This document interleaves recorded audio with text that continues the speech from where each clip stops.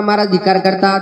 दीर्घ जीवनाचा या आळस निद्रा फार अमित यार अगोरिया. आळशी माणूस आपल्या जीवनामध्ये कधीच पुरुषार्थ घडू शकत नाही.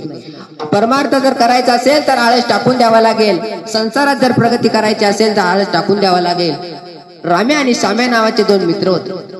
ते खूप आळशी होते. शेजारच्या गावामध्ये सप्ताह चालू होता म्हणून ते सप्ताहामध्ये जाण्याकरता निघाल्याच्या नंतर ते एका जांभळीच्या झाडाखाली विश्रांती करता थांबले.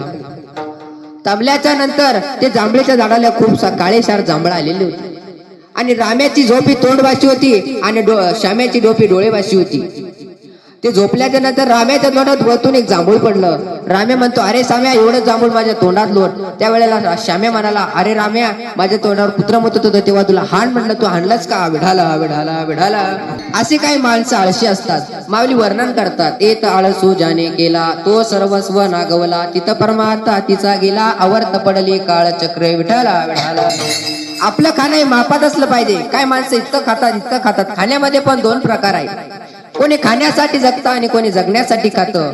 अल्प आहार विहार नेम इंद्रिया सार नसावी निंद्रा भासर निंद्रा बहु भाषर. विढाला विढाला. तुकाराम महाराज गीतेमध्ये सुद्धा भगवान गीतेमध्ये सुद्धा सांगतात, युक्त आहार विहार.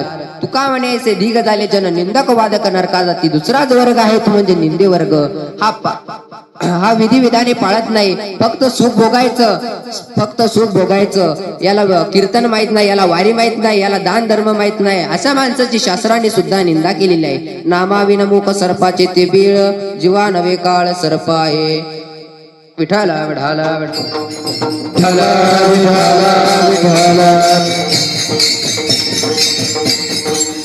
अशा लोकांचा तुकोबारायांनी समाचार घेतला. तुकाराम महाराज म्हणले की जन्माला कशाला आले? हे जन्माला कशाला आले? तिसरा जो वर्ग आहे तो म्हणजे सुत्य वर्ग.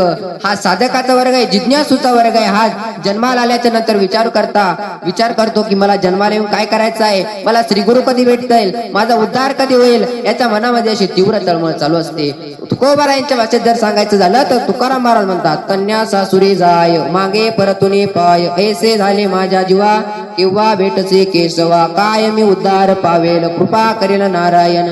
ऐसे सांगा संत जन करा समाधान चित्ता माझे. विढाला. लोक म्हणू लागले, महाराज तुम्ही आम्हाला ढीक जीवन सांगितलं, निंदे जीवन सांगितलं, सुत्य जीवन सांगितलं, मग धन्य जीवन कोणाचं आहे ते आम्हाला सांगा. तेच महाराज अभंगाच्या प्रथम चरण सांगतात.